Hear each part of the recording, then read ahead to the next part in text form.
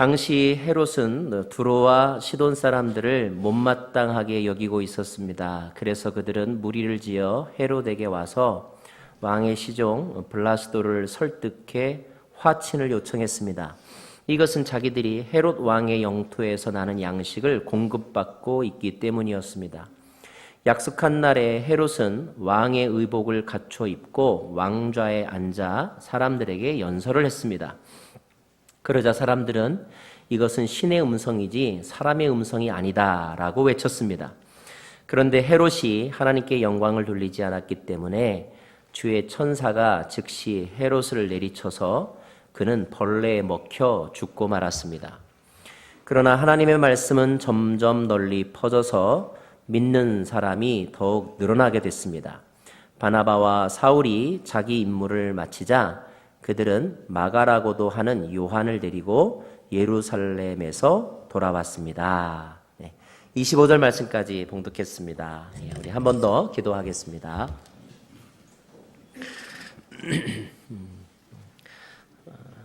하나님의 일이 어떻게 이루어지는지를 우리에게 가르쳐 주기 원하시는 거룩하신 하나님, 오늘 선교 간증을 통하여 그리고 사도행전의 기록을 통하여 하나님의 일들을 우리에게 설명해 주실 때에 우리들이 믿음으로 듣게 하시고 사모함으로 듣게 하여 주옵소서.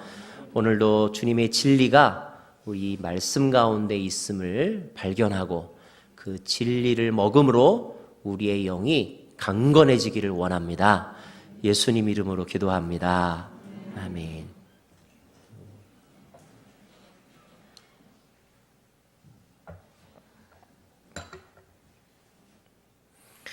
지난주에 날씨가 아주 좋았다고 하더라고요.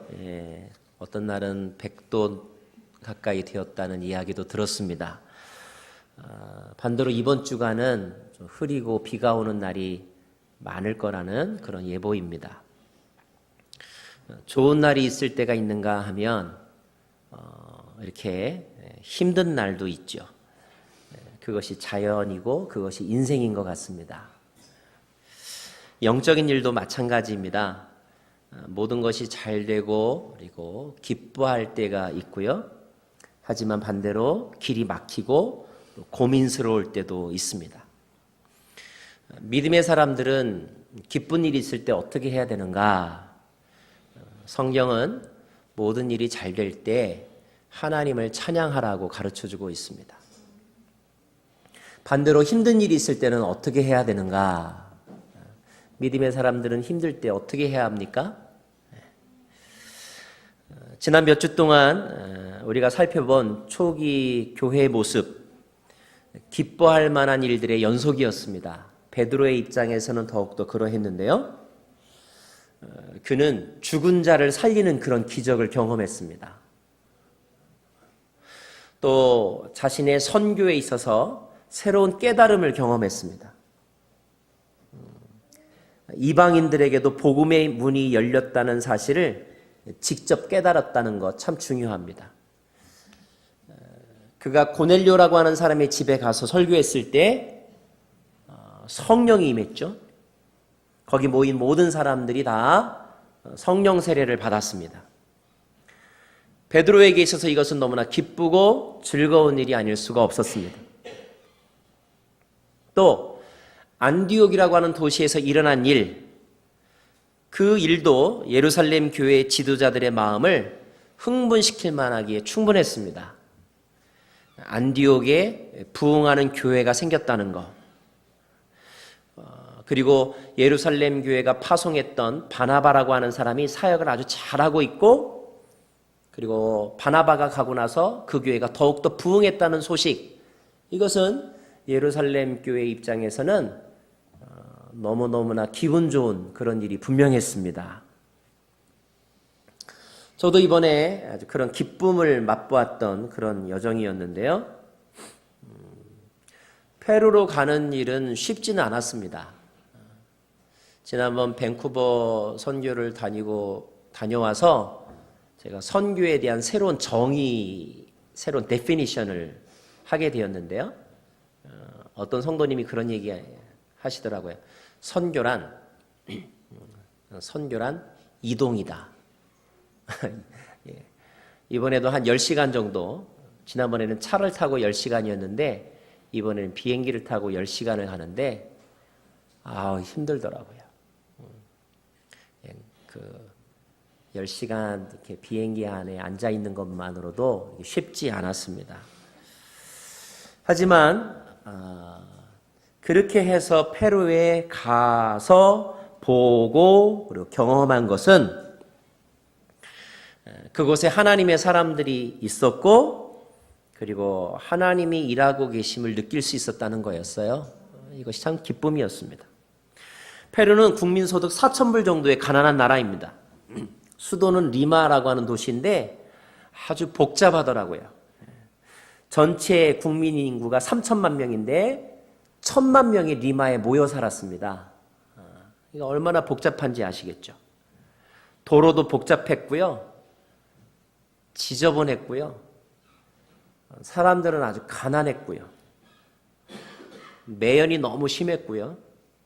도시에는 질서가 없었고요. 솔직히 말해서 별로 살고 싶지 않은 도시였습니다. 그런데 그곳에 사람이 살고 있었고 특별히 하나님의 사람들이 그곳에 있더라고요. 영상에서 보았던 우리 김주태 선교사님은 치과 의사이십니다. 근데 코이카 단원으로 남미에 봉사를 갔다가 헌신해서 거기서 선교의 일을 감당하신 분이세요. 지금은 그가 이렇게 라틴 아메리카 지역에 큐티를 보급하는 일을 하고 있는데 10여 년 정도 되었습니다. 현재 생명의 삶이 라틴어로 번역이 되어서 약 12만 부가 이렇게 나가고 있습니다. 한국에서 큐티가 나가는 책이 약 10만 권입니다. 놀랍죠? 송요한이라고 하는 한 형제, 결혼한 지 1년 정도 된 형제가 있었는데 그 형제가 직업이 치과 의사입니다. 부모님이 볼리비아에 오셨고 거기서 태어난 2세인데 이번 기간 내내 통역자로 이렇게 봉사했습니다. 듣기로는 대한민국 대통령이 거기 왔을 때도 통역을 했던 그런 분이라고 들었는데 굉장히 적극적이고 밝고 그러면서도 겸손하더라고요. 저희가 이렇게 뭔가 부탁을 할 때 미안해하면서 눈치를 보면서 부탁해야 하는 사람이 있는가 하면 굉장히 편안하게 부탁할 수 있는 봉사자가 있는데 이분은 그런 분이었어요. 얼마나 즐겁고 적극적으로 봉사했는지. 이야기를 들어보니까 우리만 할 때 이렇게 섬기는 게 아니라 현지의 선교사님들이 무슨 세미나를 하거나 할 때는 항상 통역자로 이렇게 봉사하는 그런 분이라고 들었습니다. 마지막 영상에 우리 김재영 선교사님, 저는 이분에게서 하나님이 주신 순수함을 볼 수 있었어요. 그리고 그 땅 사람들에 대한 영혼에 대한 열정, 선교에 대한 간절함을 그분에게서 볼 수 있었는데 이 모든 것들이 저를 포함한 우리 선교팀원들에게는 너무나 감동적이었고 또 기쁜 일이었습니다. 현지 교회 우리 목사님이시거든요. 영향력 있는 교회 목사님들과도 만날 수 있는 기회가 있었고요. 자기 교회 부속 건물을 이렇게 두란노 사역을 위해서 이렇게 도와주신 분도 계셨습니다. 1:1과 큐티를 열심히 배우고자 하는 마음을 가지고 있는 목회자들이 있었고요. 그리고 우리 선교팀들이 강의할 때마다 너무나 진지하고 그리고 열심 있는 태도로 들으셨던 참가자들이 있었습니다. 예상보다 많은 수의 사람들이 세미나에 참석을 했어요. 그런 일을 본다는 것은 목회자인 저에게 너무나 큰 기쁨이었고 저에게도 너무 좋은 자극이었습니다. 몸은 사실 좀 피곤했습니다. 가자마자 좀 편도선이 부어서 아파가지고 좀 고생을 했는데 마음에는 이렇게 감동이 있었고 이렇게 제가 간직해야 될 그런 깨달음이 있었습니다. 베드로의 마음이 그와 같았던 것 같아요. 또 한 가지, 안디옥 교회가 예루살렘 교회를 위해서 헌금을 모아서 보냈습니다. 지난주 말씀을 기억하시죠? 그것은 예루살렘 교회 입장에서는 너무너무 또 기분 좋은 일이 아닐 수가 없습니다. 하지만 하나님의 일을 한다고 해서 반드시 이렇게 좋은 일만 생기는 것은 아니지요. 좋은 일이 있을 때가 있는가 하면 어려운 일이 생기기도 합니다. 오늘 말씀이 바로 그 내용입니다. 베드로에게 닥친 어려움, 그 어려움이 무엇인지 우리 12장 1절부터의 말씀을 저와 여러분 서로 좀 나누어서 읽겠습니다. 1절부터인데 제가 먼저 읽겠습니다. 그 무렵 헤롯 왕이 교회를 박해하려고 교회에 속한 몇몇 사람들을 체포했습니다. 2절 헤롯은 먼저 요한의 형제 야고보를 칼로 죽였습니다. 이 일을 유대 사람들이 기뻐하는 것을 본 헤롯은 이어 베드로도 잡아들였습니다. 이때는 무교절 기간이었습니다. 4절 그는 베드로를 잡아 감옥에 가두고 군인들을 4명씩 한 조를 지어서 4조가 지키도록 했습니다. 헤롯은 6월절이 지나면 그를 백성들 앞에 끌어내 공개적으로 재판할 생각이었습니다. 기독교에 대한 박해가 심해진 것입니다. 이때는 약 AD 45년경쯤이라고 여러분 생각하시면 좋을 것 같습니다. 북한이라든지 사우디아라비아, 아프가니스탄, 또 많은 사람들이 여행하고 싶은 몰디브, 여러분 이런 나라들의 공통점이 뭔지 아세요? 전 세계에서 기독교를 가장 박해하는 나라들입니다. 이른바 자스민 혁명이 중동 국가에서 일어났는데 자스민 혁명이 일어났던 중동 국가에서 일어난 현재의 사건이 뭔지 아세요? 이집트나 시리아에 있는 기독교인들이 박해로 인해서 더 이상 그 땅에서 살 수 없어서 주변 나라들로 피하는 수가 많아지고 있다는 것입니다. 북한은 공산 정권이 박해하고 있고요. 다른 나라들은 이슬람 세력들이 기독교를 박해하고 있어서 더 이상 살 수 없을 정도가 되었습니다. 자, 오늘 말씀이 기록된 이 시기에 기독교를 앞장서서 박해했던 사람은 헤롯 임금이었습니다. 정확한 이름은 헤롯 아그리파 1세인데요. 예수님 태어났을 때 헤롯을 헤롯 대왕이라고 말하고 오늘 말씀에 나오는 이 헤롯은 그 헤롯 대왕의 손자입니다. 손자. 그는 사도들 가운데 한 사람이었던 야고보를 체포해서 처형했습니다. 최초의 순교자가 스데반이라고 한다면 예수님의 제자 가운데 처음으로 순교한 사람이 바로 야고보입니다. 더 심각한 것은 헤롯이 야고보를 처형한 일에 대해서 유대인들이 너무 좋아했다는 거예요. 그래서 이 일로 인하여 헤롯의 정치적인 지지도가 더욱더 높아졌습니다. 이것은 앞으로 기독교에 대한 박해가 더욱더 심해질 것이라는 것을 의미하는 사건이었죠. 예상대로 이번에 헤롯은 교회의 최고 지도자라고 할 수 있는 베드로를 체포했습니다. 사람들은 베드로가 체포되었을 때 어떤 생각을 했을까요? 아마 그들은 베드로도 야고보처럼 죽을 것이다. 아마 이런 생각을 했었을 거예요. 교회 공동체로서는 큰 위기가 아닐 수가 없었습니다. 자, 베드로가 잡혔다는 소식이 알려지자 교인들은 어떻게 했는가? 그들이 한 곳에 모여들었습니다. 그들이 한 곳에 모였습니다. 지도자가 없을 때 더 모이는 공동체가 있고요. 지도자가 없을 때 안 모이는 공동체가 있습니다. 예루살렘 교회는 모였어요. 그들이 모인 곳은 어디였냐면 예수님이 제자들과 마지막 만찬을 했던 곳, 그리고 오순절 성령 세례가 임했던 곳. 우리는 보통 그곳을 마가의 다락방이라고 말하는데 정확하게 말하면 마가의 다락방이 아니라 마가의 어머니 마리아의 집, 마리아의 다락방입니다. 그 집의 소유권자는 마가가 아니라 마리아였어요. 마리아. 자, 마리아의 집은 그 당시에 믿음의 식구들이 모였던 기도의 장소였습니다. 자, 사람들이 모여들었죠? 모여서 무엇을 할 수 있었을까요? 아마 모이면서 그들은 서로 안부를 물었을 거예요. 그리고 대책을 세우기 위해 고민하기도 했을 것입니다. 그러나 그들이 최종적으로 한 것은 무엇이었는가? 5절입니다. 5절 말씀 같이 읽겠습니다. 시작. 이렇게 베드로는 감옥에 갇혔고 교회는 그를 위해 하나님께 간절히 기도했습니다.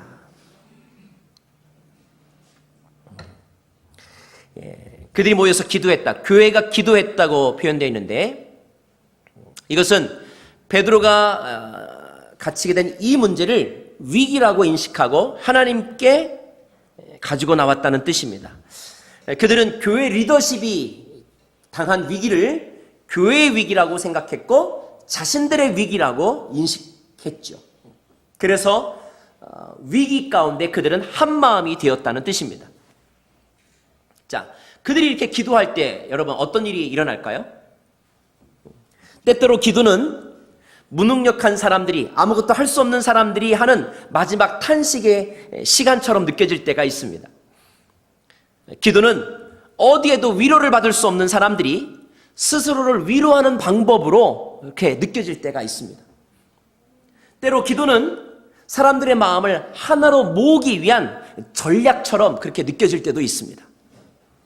하지만 여러분, 진정한 기도는 그렇게 심리적인 효과만을 얻는 것이 아닙니다. 기도는 아무것도 할 수 없는 연약한 인간이 시간을 때우는 그런 방법도 아닙니다. 기도는 불완전한 인간이 완전한 하나님의 능력을 불러일으키는 통로가 됩니다. 기도는 오직 하나님만이 그 문제를 해결할 수 있다는 사실을 모든 사람들에게 증명하는 방법이기도 합니다. 기도는 인간적인 방법이 아닌 오직 하나님의 방법으로 우리의 문제가 해결될 수 있음을 보여주는 영적인 사건입니다. 그들이 어떻게 기도했는가? 5절 말씀 다시 한번 보시겠어요? 이렇게 베드로는 감옥에 갇혔고 교회는 시작. 교회는 그들을 위해 하나님께 간절히 기도했다. 저는 이 간절이라는 말에 밑줄을 치고 싶습니다. 여러분, 간절하다는 말은 한문으로 하면 창자가 끊어지도록 이란 뜻입니다. 창자가 끊어지도록. 여러분과 저도 기도하기는 합니다. 그런데 우리의 기도에 없는 것이 있어요. 그게 바로 간절함입니다. 간절함. 우리의 기도에는 헝그리 정신이 없어요. 60년대 권투 선수, 홍수환 같은 권투 선수들에게 있는 건 뭐였습니까? 헝그리 정신. 우리는 그런 헝그리 정신을 잃어버렸어요. 우리는 간절하게 기도한다고 하지만 신사적으로 기도하고 교양 있게 기도합니다. 이 말은 어쩌면 우리는 아직 체면을 버리지 못할 정도로 여유가 있고 사람들의 시선을 의식할 정도로 여유가 있는 거예요. 물론 우리는 힘들다고 말합니다. 그러나 어떤 때 우리가 힘들다고 하는 그 말은 사람들의 마음을 얻기 위해서, 사람들의 공감을 얻기 위해서 말할 때가 많아요. 사람들, 내가 이렇게 힘드니까 날 좀 기억해 주세요. 이런 의미로 힘들다고 할 때가 더러 있습니다.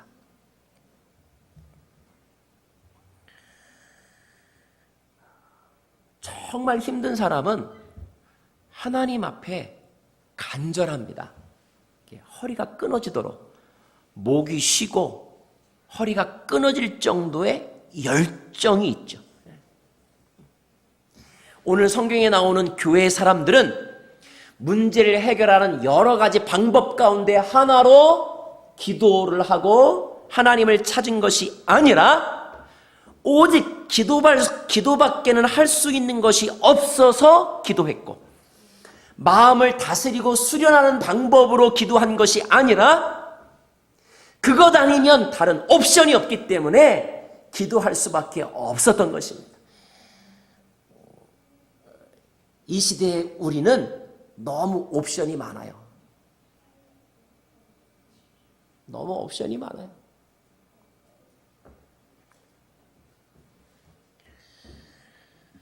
페루에 가서 제가 느낀 거, 진짜 미국은 복받은 나라다. 또 하나 느낀 거, 내가 너무 배부르구나. 나는 간절함이 없구나.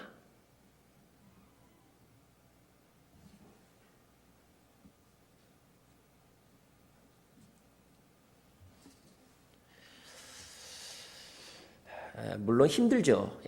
여기 힘들지 않으신 분이 없어요. 저도 힘들어요, 여러분. 그런데 우리는 힘든데 그래도 여유가 있어요.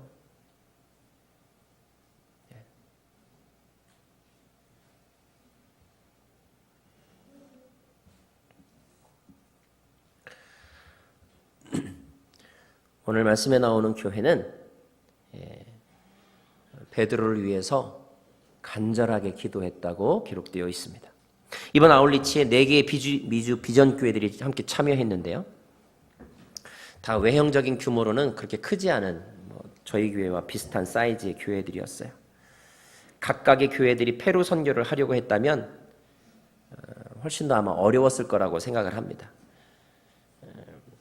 하지만 4개 교회가 함께 연합하여 섬기니까 열매가 더욱더 컸다는 것을 느낄 수 있었어요. 여러분, 혼자서 기도해도 하나님은 들으십니다. 하지만 함께 기도할 때 하나님은 더욱더 기뻐하시고요. 그러므로 우리가 순회서 함께 기도하는 것, 가족들이 함께 기도하는 것, 예배 때 함께 기도하는 것, 이것은 매우 중요한 것입니다. 중보기도 모임에 나와서 기도하는 것, 기도 제목을 서로 나누는 것, 이런 거 주저하지 않기를 바랍니다. 자, 기도할 때 어떤 일이 일어났는가? 6절부터의 말씀 서로 교독할게요. 제가 먼저 읽겠습니다. 헤롯이 베드로를 재판장으로 끌어내려고 하던 전날 밤, 베드로는 2개의 쇠사슬에 묶인 채 2명의 군인들 사이에서 잠들어 있었고 경비병들이 감옥문을 지키고 서 있었습니다. 7절. 그런데 갑자기 주의 천사가 나타나더니 감방에 빛이 환하게 비치는 것이었습니다. 그가 베드로의 옆구리를 찔러 깨우며 어서 일어나거라 하고 말했습니다. 그러자 베드로의 손목에 매여 있던 쇠사슬이 풀렸습니다. 그때 천사가 베드로에게 허리띠를 메고 신을 신어라 하고 말하자 베드로는 그렇게 했습니다. 천사가 다시 겉옷을 입고 나를 따라오너라 하고 말했습니다. 9절. 베드로는 천사를 따라 감옥에서 나오면서도 도대체 천사가 하는 일이 꿈인지 생시인지 알 수 없었습니다. 그저 환상인 것만 같았습니다. 그들은 첫 번째 경비병들과 두 번째 경비병들을 지나서 성으로 통하는 철문에 이르렀습니다. 그 문이 저절로 열려 그들은 바깥으로 나왔습니다. 거리를 하나 지나자 갑자기 천사가 떠나갔습니다. 여러분, 이 사실이 믿어지세요? 예. 정말로 영화 속 한 장면과 같은 그런 기적이 일어난 것입니다. 어떤 사람들은 이 장면을 보고 말도 안 된다고 말할지도 모르겠어요. 아니, 심지어 베드로조차도 자기에게 일어난 일이 이게 꿈인지 생신지 헷갈릴 정도라고 말합니다. 나중에 베드로를 위해서 기도했던 사람들, 그가 베드로가 살아왔을 때 그들은 베드로를 보고도 믿을 수가 없었다. incredible, unbelievable 이렇게 말하는 장면이 나오거든요. 13절부터 16절까지의 말씀을 제가 읽어드릴까요? 베드로가 문을 두드리자 로데라는 여종이 문을 열어주었는데 여종은 베드로의 목소리인 줄 알아차리고 너무나 기뻐서 문 여는 것도 잊어버린 채 사람들에게 베드로가 왔다라고 소리쳤습니다. 15절. 그러자 사람들이 여종에게 네가 미쳤구나. 그래도 여종이 계속 사실이라고 말하자 베드로의 천사겠지 이렇게 말했다는 거예요. 16절 말씀 같이 읽을까요? 16절 시작. 그때 베드로가 계속 문을 두드렸습니다. 그들이 문을 열고 베드로를 보더니 깜짝 놀랐습니다. 아마 부활하신 예수님이 제자들에게 나타나신 것과 같은 그런 기분이 들었을 것입니다.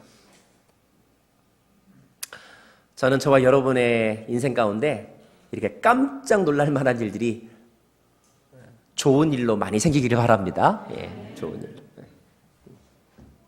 그래요. 이렇게 간절하게 교회가 기도할 때 하나님은 인간들이 믿을 수 없을 정도로, 인간들의 말로 설명할 수 없을 정도의 일을 행하셨습니다. 도저히 믿어지지 않는, 그러나 믿음의 사람은 깨달았습니다. 믿음의 사람은 어떻게 깨달았느냐? 베드로가 깨달은 말씀이 11절에 있거든요. 11절 말씀 같이 읽겠습니다. 시작. 그제야 비로소 베드로는 정신이 들어 이제야 분명히 알겠다. 주께서 천사를 보내 헤롯의 소나기와 유대 사람들의 모든 기대에서 나를 구해 주셨다. 예. 주께서 하셨구나. 하나님이 하셨구나. 베드로가 그렇게 고백했다는 말입니다. 여러분, 믿음의 사람은 우리에게 일어난 일이 하나님이 하신 일이라는 것을 깨닫습니다. 어떤 사람이 자기를 자랑하고 어떤 사람이 하나님의 영광을 가로채는지 아세요? 기도하지 않은 사람, 기도하지 않고 생각한 사람.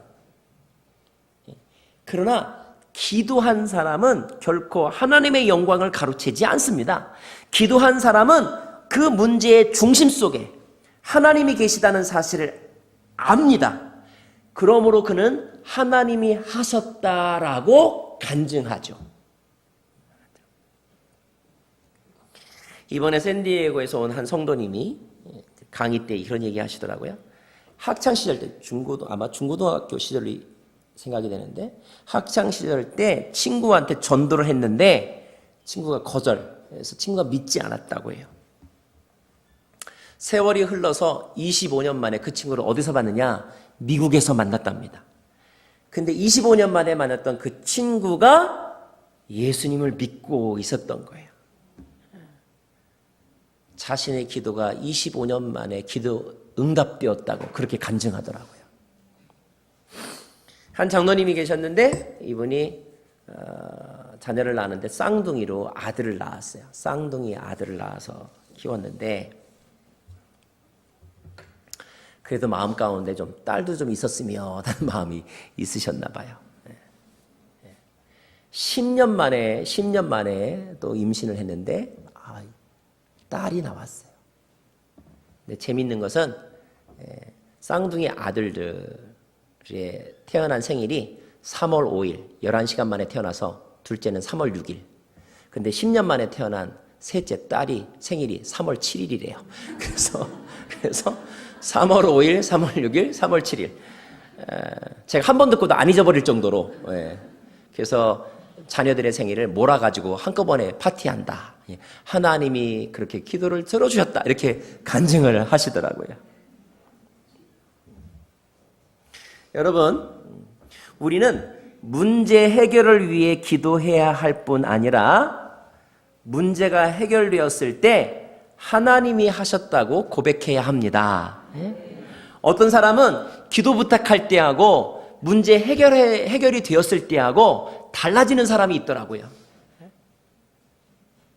제가 어떤 분을 위해서 기도하는 중이었는데 만났어요. 그래서 인사하면서 안부를 물었어요.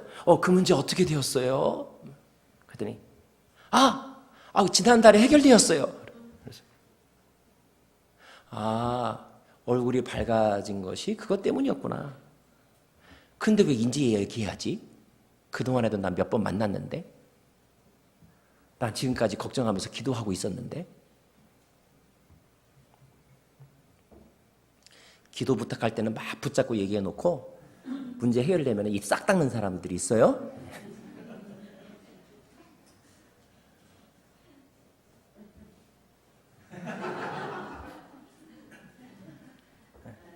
여러분, 문제가 해결되었다면 먼저 하나님께 감사하시고요. 함께 기도해 준 사람에게 감사를 표현하시기 바랍니다. 오늘 본문에서 우리가 기억해야 될 또 하나의 사실이 있어요. 우리가 봉독한 말씀인데 바로 헤롯 아그리빠의 마지막 모습입니다. 이 왕의 마지막 모습이 어떠한지 아십니까? 23절 말씀을 제가 읽어드릴게요. 23절 말씀. 주의 천사가 즉시 헤롯을 내리쳐서 그는 벌레에 먹혀 죽고 말았습니다. 한 나라의 임금이었던 사람이 갑작스럽게 어떤 병에 걸려서 죽었습니다. 한 나라의 왕이 된다는 것은 그 나라가 미국이든 아니면 저 작은 섬나라 몰디브이든 결코 쉬운 일은 아닙니다. 그렇죠? 아마 이 헤롯도 그의 인생 중에 어려웠을 때가 있었을 거예요. 왕이 될 수 있을까 없을까 하는 마음으로 마음을 졸였던 순간도 있었을 것이고요. 나라를 다스릴 때 정치가 불안정하면 하늘이 자기 자신을 좀 도와줬으면 하는 마음으로 나름대로 신을 찾기도 했었을 것입니다. 그런데 왕이 되고 나서 그리고 일들이 잘 풀리게 되었을 때 헤롯은 점점 변해해 갔습니다.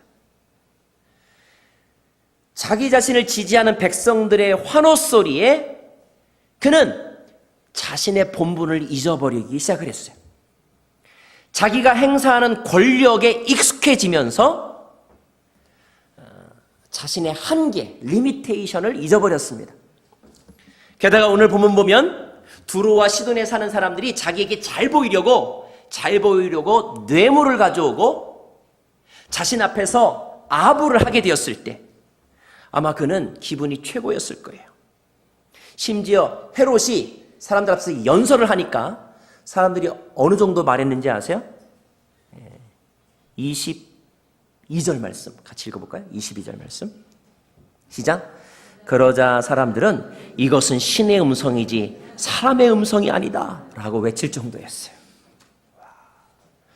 얼마나 연설을 잘했으면 사람의 음성이 아니라 신의 음성이라고 들렸을까. 아니, 우리는 이런 아부도 좀 배워야 돼요.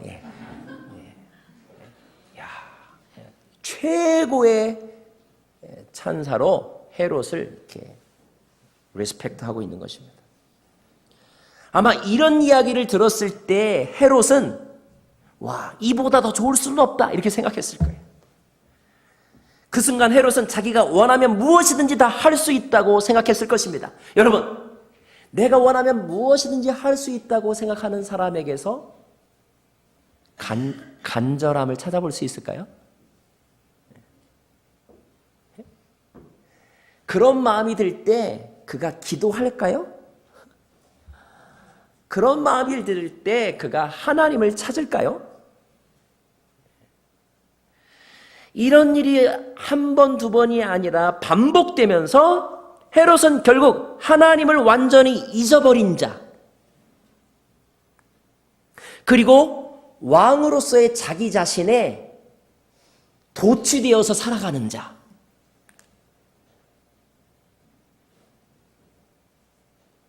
정도의 차이는 있지만 저와 여러분도 그렇게 살 때가 있다는 것입니다.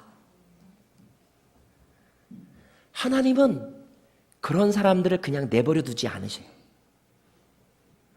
어느 시기까지는 그냥 보고 계시지만 어느 때가 되면 반드시 심판하십니다. 결국 헤롯은 갑작스런 죽음을 맞이하게 됩니다.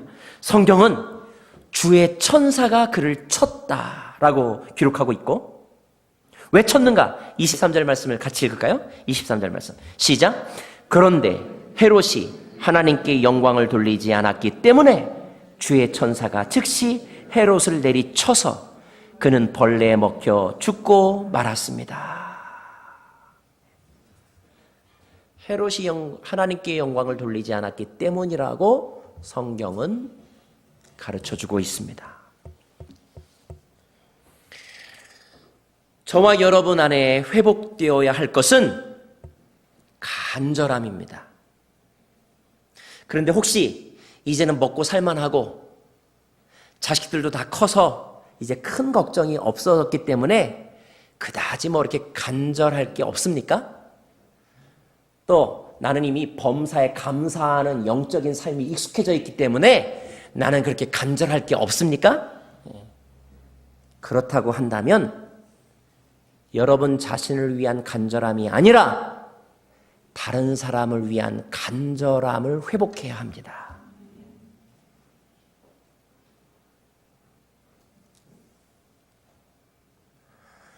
박해받아서 그 나라를 떠나 살 수밖에 없는 이라크의 크리스찬들을 위한 간절함을 회복해야 하고요.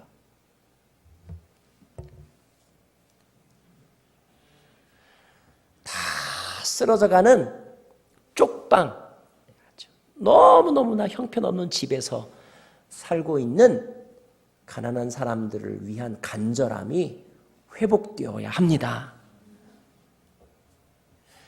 혹시 다른 사람들이 저와 여러분을 칭찬한다면, 칭찬하는 것은 그 사람의 몫입니다. 그러나 그 칭찬 앞에서 더욱더 겸손해야 할 것은 나의 몫입니다. 자존감이 높아질 때, 모든 일이 잘 될 때, 그럴 때 더욱더 조심해야 합니다. 잠언 16장 18절 말씀에 교만은 패망의 선봉이요 거만한 마음은 넘어짐의 앞잡이라고 했습니다. 우리는 늘 하나님 앞에 가난해야 하며 하나님 앞에서 간절해야 합니다. 그런 사람들에게 하나님의 영적인 부흥과 하나님 나라의 부흥을 경험하게 하시죠. 24절 말씀 보면 24절 그러나 하나님의 말씀은 점점 더 널리 퍼져서 믿는 사람이 더욱더 늘어나게 됐다고 기록되어 있습니다.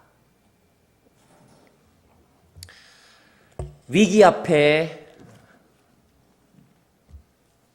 너무 두려워하지 마시고 오히려 간절함을 회복하시고